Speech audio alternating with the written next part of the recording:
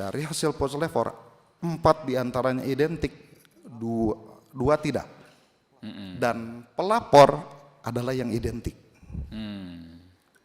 Kami pun nggak paham. Yang Pelapor pelapor identik. Kok perkara ini bisa lanjut di polisian? Ini nggak dulu ngomongin materi-materi kecacatan formil maupun material dari pihak Kejaksaan Tinggi Jawa Barat.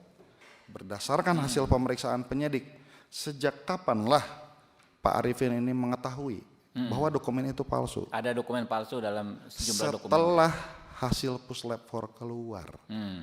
Artinya semua pihak pada saat surat itu ditunjukkan di persidangan, yang menganggap semua asli, datangnya dari notaris. Iya. Baru tahunya setelah 2025 gitu, setelah keluar hasil puslapor. Dan itu diabaikan. Berkas di notaris hilang semuanya, sampai ke minuta-minutanya. Majelis hakim pun menganggap itu sebagai hal yang biasa saja, tidak ada yang... Dan konsisten kami dari tingkat kepolisian, kejaksaan, kami itu selalu ditawarkan pengembalian uang 2 kali lipat seandainya kami mau membatalkan PPJB. Itu dilakukan baik oleh penyidik maupun di kepolisian. Oh, didapat uang, kita dapat uang lagi 2 kali lipat, tapi harus ngelepas tanah itu. Ya, kami selalu kalau tidak perkara ini lanjut. Memang selalu diancam gitu. Oke. Sebelumnya kami mengucapkan terima kasih untuk kesempatan ini, terkhusus kepada pimpinan Komisi 3 DPR RI beserta jajaran yang terhormat.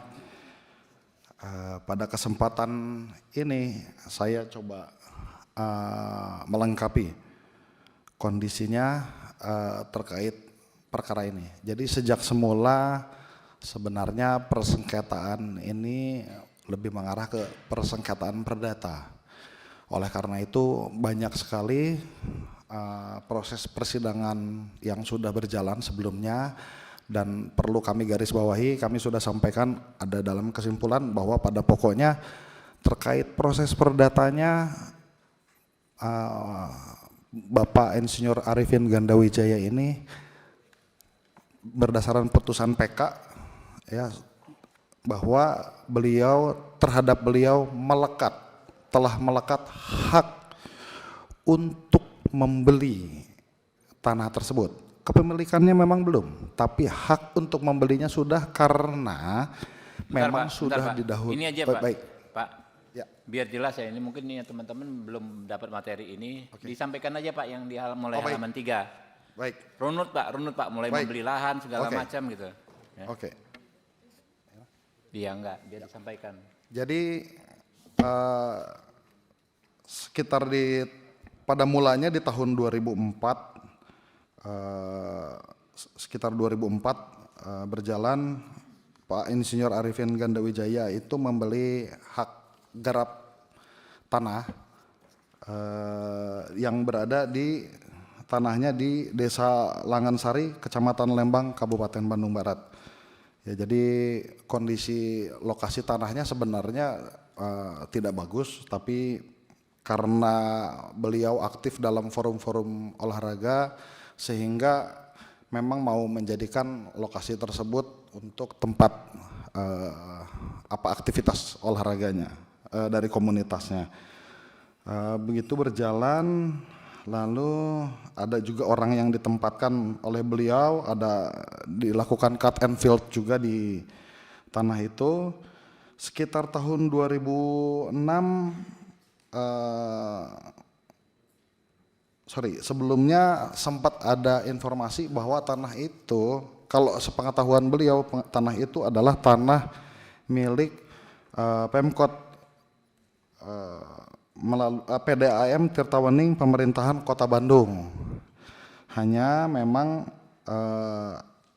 berdasarkan informasi dari warga sekitar, ada yang menghadap beliau menerangkan bahwa ini sebenarnya tanah ada yang punya milik pribadi, bukan PDAM. Akhirnya Pak Arifin Gandawijaya ini mencoba menemui wali kota untuk memastikan, sudah pernah mencoba bertemu, memastikan terkait kepemilikan tanah tersebut.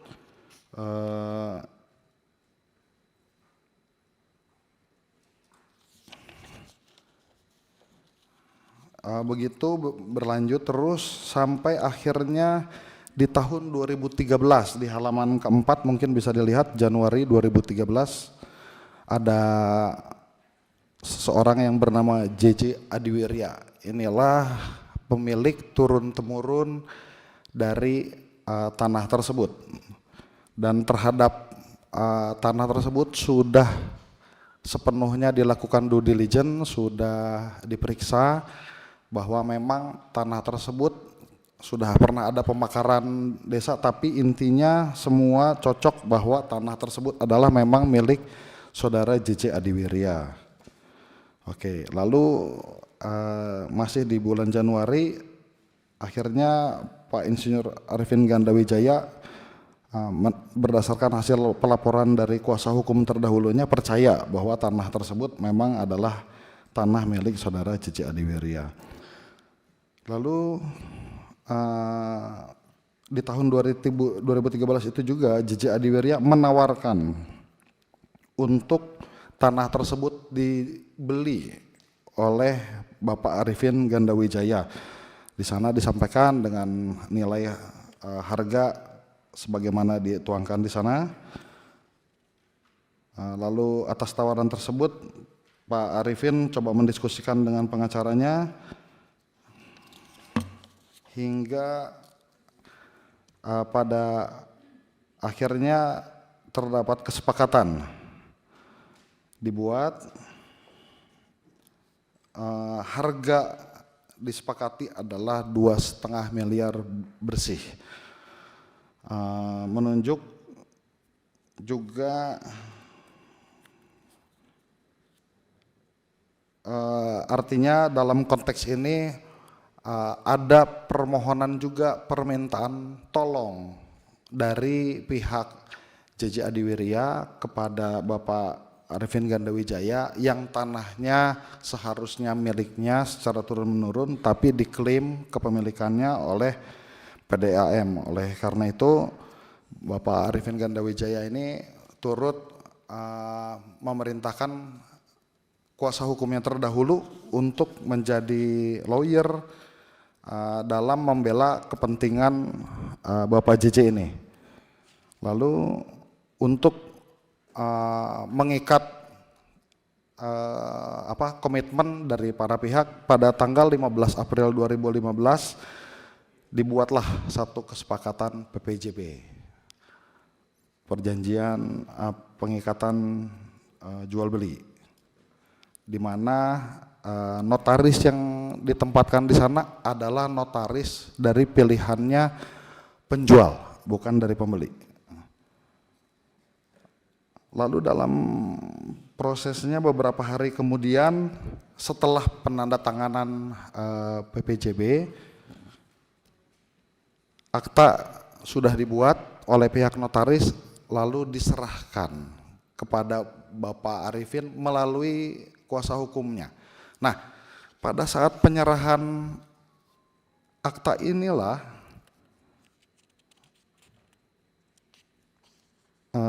di tanggal 16 April itu ada beberapa dokumen yang diserahkan oleh pihak notaris kepada kuasa hukumnya Pak Arifin. Di antaranya adalah akta PPJB, lalu ada warkah-warkah, lalu ada juga surat pernyataan tanggal 15 April 2015. Inilah yang kemudian di tahun 2025 ini putusan pidananya menjadi masalah, yang mana diterimanya dari notaris.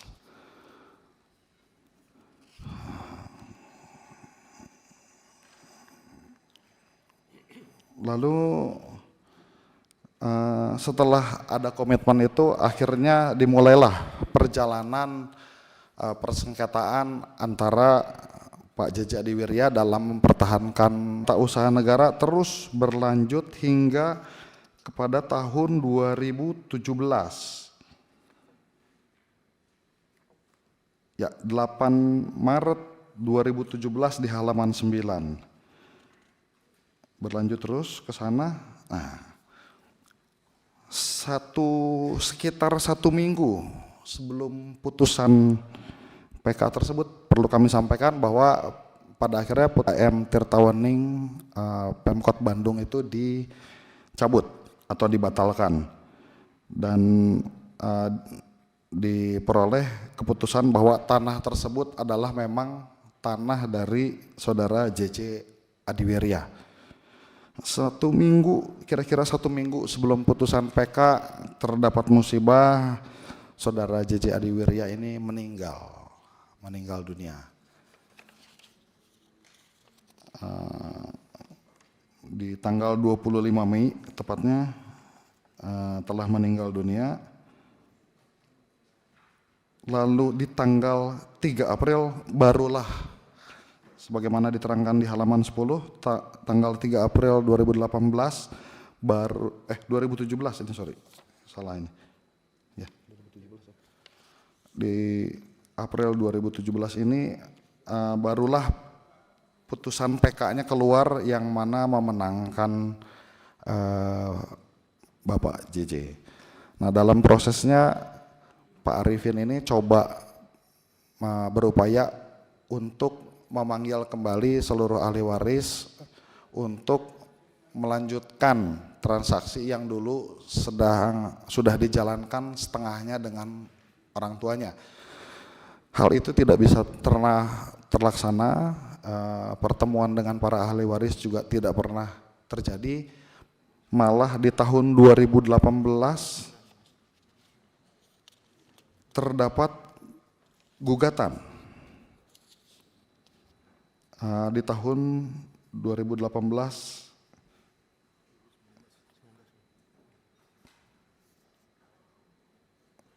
3 April 2018 ada gugatan ya di Pengadilan Negeri Bandung, yang mana ternyata tujuan dari para ahli waris itu adalah bermaksud untuk membatalkan PPJB yang sudah dilakukan dulu oleh orang tuanya dengan Bapak Arifin. Sengketa perdata ini terus berlangsung sampai ke tahun 2024. Terus sampai ke halaman. Putusannya apa yang finalnya Pak, yang dengan ahli waris nih? Putusannya ada di yang terakhir dengan ahli waris. Sebentar.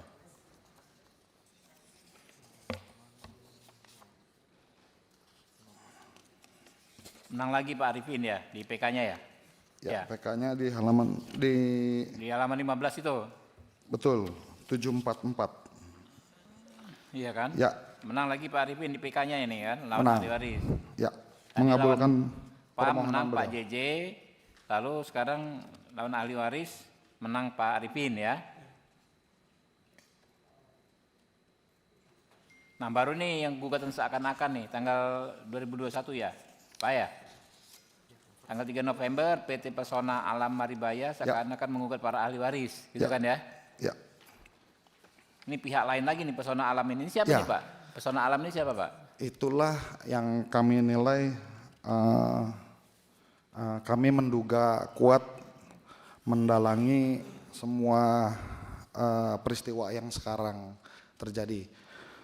Karena dikenal dengan PT Pesona Alam Maribaya ini memang ternyata sangat menginginkan tanah tersebut dan membeli tanah tersebut dari para ahli waris. Dalam proses perkara ini masih bersengketa. Oke. Jadi ahli warisnya kalah tapi langsung dibeli lah, ini kayak beli masalah ya PT Pesona Alam ini. Jadi beli dulu baru dilakukan gugatan. Ya, gugatan. Ya. Okay. Dalam proses gugatan itu ahli waris tidak pernah hadir, makanya putusannya first take. Lalu first take dimenangkan PT Pesona Alam Maribaya ini. Betul. Nah, lucunya terhadap putusan tersebut dilakukan upaya PK kedua untuk membatalkan putusan 744. Ya, PK ada 2 putusan berkekuatan hukum Betul. tetap. PK kedua itu yang mengajukan bukan Pesona Alam Maribaya, tetapi ahli waris yang tidak pernah hadir dalam persidangan. Dia sudah kalah, dia tetap mengajukan. Sudah kalah, tapi mengajukan PK Dasarnya putusan yang first take yang mereka tidak pernah hadir. Dia minta digugat, lalu dia mengajukan gugatan sendiri yang kedua. Ya, di Gugatan PK kedua itu ahli waris apa pesona alam? ahli waris. Ahli waris, ini menarik nih. Iya kan? Ya. Tapi di gugatan Maribaya itu Pak Arifin ini turut tergugat kah? Apa intervensi kah? Jadi tidak pernah tahu. Nggak pernah tahu? Nggak pernah tahu. Jadi mereka gugat-gugatan diam-diaman aja. Oh, nggak Hanya terpantau. mereka aja pihaknya. Tidak termonitor juga ya? Nggak termonitor juga. Tahu-tahu Prosesnya cepat, normal nggak tuh first take-nya? karena first take ya. Jadi First take kan 3 kali biasanya. ya itu kita nggak Iya. benar-benar Tapi nggak ini, tahu tapi ya, kita tahu-tahu ada PK. Sehingga Tahu-tahu ada relas baru PK. tahu ketika ada permohonan PK kedua berdasarkan putusan dalam gugatan Iya, pesona alam yang Maribaya. tidak pernah kita dilibatkan di sana. Oke, terus Pak, PK kedua gimana? Di PK kedua ditolak Pak, permohonan mereka PK keduanya ditolak. Jadi sebetulnya 744 tetap ada, Tetap berlaku. tetap eksis, tidak dibatalkan. Tetap Oke. berlaku. Lalu masalahnya dipidanakan gimana nih Pak Arif ini? Nah, jadi perlu ada tambahan sedikit lagi bahwa setelah perkara tersebut sudah PK kedua, Ya. dalam prosesnya Pak Arifin ini pun mengajukan pelaksanaan eksekusi. Oke. Sebagaimana di halaman berapa? Halaman 21. Ya, di halaman 21 30 Desember 2024 itu telah melakukan permohonan eksekusi dan telah keluar penetapannya. Penetapan nomor 51 PDTX Put 2024 garing PNBDG tanggal 20 Desember 2024. Perlu kembali kami sampaikan bahwa terhadap penetapan ini, eksekusi ini sampai saat ini tidak bisa terlaksana. Alasannya dokumen, berkas-berkas di Pengadilan Negeri Kota Bandung tidak diketemukan. Ya kami menganggap itu hilang, artinya karena tidak diketemukan terus sudah berbulan-bulan, jadi dokumennya hilang. Jadi bahkan penetapan nomor 51 ini semua turunan-turunannya nggak ada di PN Bandung. Itu menjadi dasar permohonan kami tidak bisa lanjut. Kok bisa dokumen hilang gimana ceritanya? Nah, itu kami nggak bisa menjelaskan, itu kan memang di pihak pengadilan. Nanti coba di ini ya, stop. Ya dicatat nih masa kejanggalan-kejanggalan ini nanti salah satu poin kesimpulan. Nah, dalam proses itu terhambat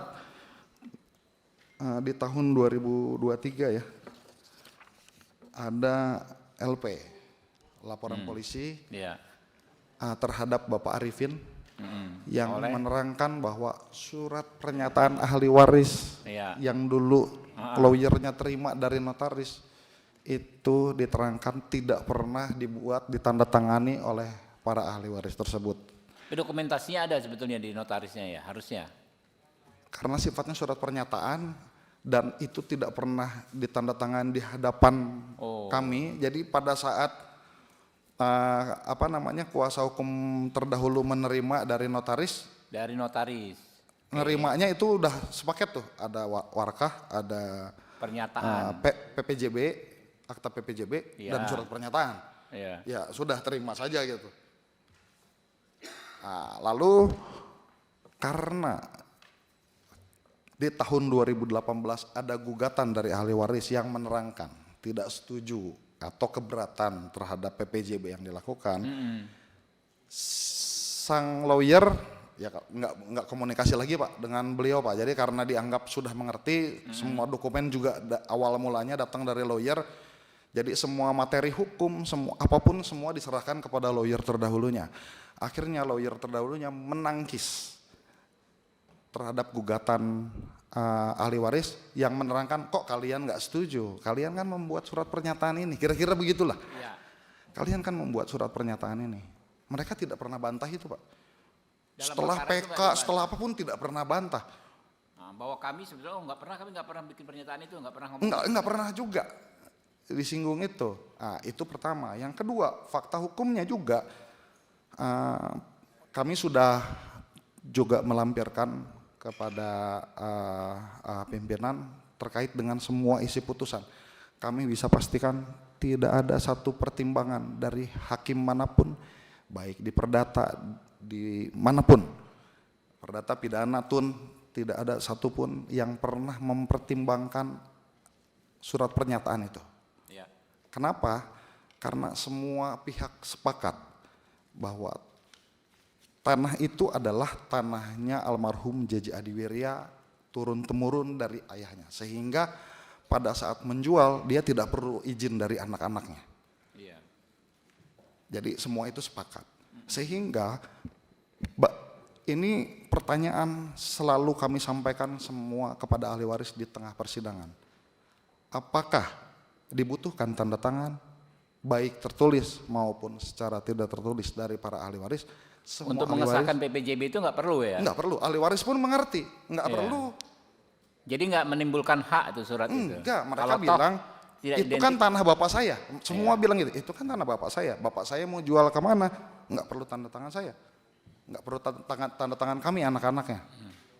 Nah, itulah yang menjadi salah satu dasar kami tidak memahami bagaimana Pelapornya itu ahli waris yang pidana terhadap Pak ahli waris. Ahli Dan waris. perlu kami sampaikan terhadap surat tersebut, surat pernyataan tersebut telah diperiksa Puslab 4. Dari hasil Puslab 4, 4 diantaranya identik, 2 tidak. Dan pelapor adalah yang identik. Kami pun nggak paham. Yang Pelapor pelapor identik. identik. Kok perkara ini bisa lanjut di polisian? Ini nggak dulu ngomongin kenapa putusannya Justru begini. yang identik yang melapor. Jadi sejak awal kami menilai ada kecurigaan, kejanggalan karena sejak semula Oke.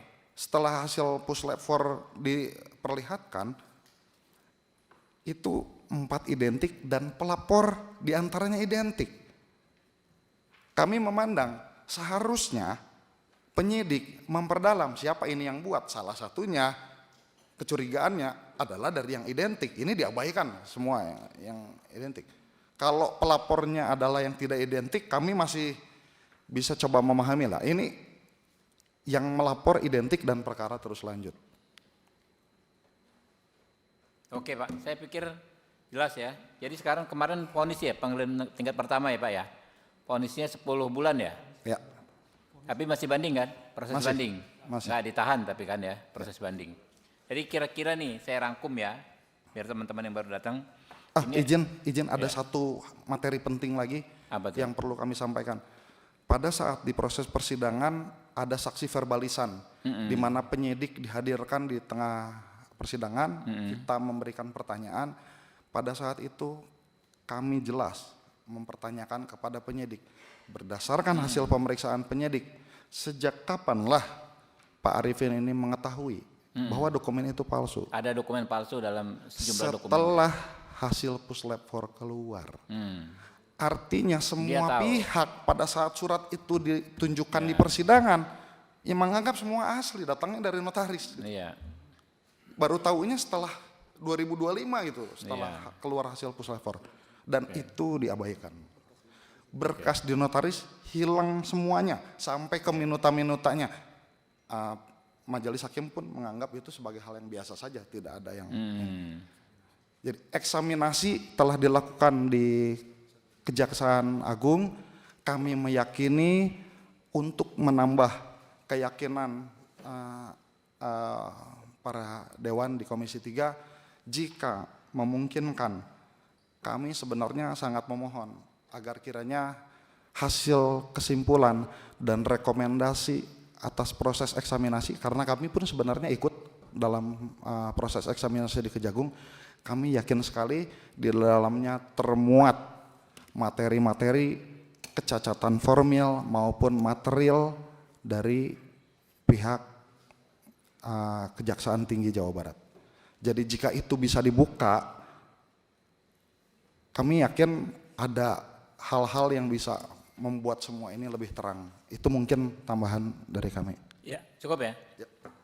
Jadi saya mungkin ringkas dulu sebelum ke rekan-rekan. Jadi ini ada tokoh Jawa Barat Pak Arifin Gandawijaya berkenan hadir.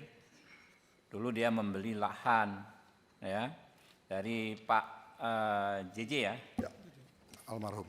almarhum Pak JJ. Pada saat membeli waktu itu ternyata dianggap bersengketa dengan PD PAM ya, PAM Jaya, PAM setempat.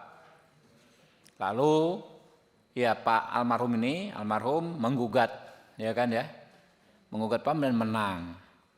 Setelah menang, almarhum malah meninggal, ya kan ya, Pak JJ meninggal. Nah, Pak Arifin kan tinggal melanjutkan proses hukum tindak transaksi perdata yang dengan Pak almarhum kan. Nah, lalu ada semacam proses pertemuan dengan ahli waris ya, di mana sudah ada pertemuan yang di kantor notaris itu ya dengan ahli waris ya, di kafe itu ya, apa sebenarnya? Di awal. Itu Ya? di tahun 2015. Jadi tidak pernah terlaksana sekalipun pertemuan antara pihak Pak Arifin dengan para ahli waris, tidak. Tapi kan sudah bayar ya waktu itu ya, Pak? Kepada Pak JJ sudah. Sudah. Jadi pada saat kita mau bayar pelunasan kepada para ahli waris, kami harapkan semua kumpul, itu tidak pernah terlaksana karena yang muncul malah gugatan pembatalan PPJB. Tiba-tiba ya kan ya. Oh, sudah dibayar berapa itu, Pak? Dari 2,5 miliar sudah dibayar 1,5 miliar. Tinggal 1 miliar. Tinggal 1 miliar lagi. Bayar. Kenapa nggak konsinyasi waktu itu? Itulah kenapa kami mohonkan penetapan tadi. Karena kan ada gugatan lagi. Oke. Terus lalu ahli waris ya menggugat. Ya kan waktu itu ya? Iya. Kalah ya? Di PN kita kalah. Kita menang sampai PK kan? Kita menang. Di PK akhirnya kita menang. Menang. Tiba-tiba nih ada pihak lain lagi nih. Ya kan, PT apa tadi namanya? PT PAM. Bukan PT Pesona Alam Maribaya. Pesona Alam Raya. Bukan PAM itu kan, bukan PDAP. Sorry, ya memang kami suka menyingkat PT PAM, Ya, Pesona Alam Maribaya. Alam Maribaya. Ya. Ini PT perusahaan air minum itu bukan? Enggak ada kaitannya. Bukan. Dia swasta. Swasta murni. Bukan pelaksana air minum yang pertama kali. Bukan. Enggak ada hubungannya. Swasta. Enggak ada hubungan dengan yang pertama pariwisata, kali. bergeraknya kalau nggak salah di bidang pariwisata. Ya enggak ada hubungannya dengan digugat pertama kali. Oke. Menggugatlah dia, ya kan? Menggugat, lalu untuk membatalkan apa gimana Pak? Dia PT PAM menggugat. Menggugat ahli waris. Ahli waris. Lalu putus persek. Mereka bertransaksi diam-diam. Seolah-olah ada gugatan memang ada gugatan antara PT lalu dibuatlah ada gugatan ini dengan ahli waris, tapi ahli waris nggak muncul sehingga first take. Ya kan ya. Putusan first take itu dibawa menjadi dasar PK. Dipakai untuk PK kedua terhadap putusan yang sebelumnya yang dimenangkan Pak Arifin. Arifin ini 744. Betul. Tetapi kalah. Kalah lagi. Tiba-tiba sudah kalah perdata, main pidana. Ya kan, dikriminalisasi lah ini. Dibilang ada satu dokumen yang palsu, yaitu dokumen apa itu Pak? Nama dokumennya? Surat pernyataan. Ya. Dan konsisten kami dari tingkat kepolisian, kejaksaan, kami itu selalu ditawarkan pengembalian uang 2 kali lipat seandainya kami mau membatalkan PPJB. Itu dilakukan baik oleh penyidik maupun di kepolisian. Didapat uang, kita dapat uang lagi 2 kali lipat, tapi harus ngelepas tanah itu.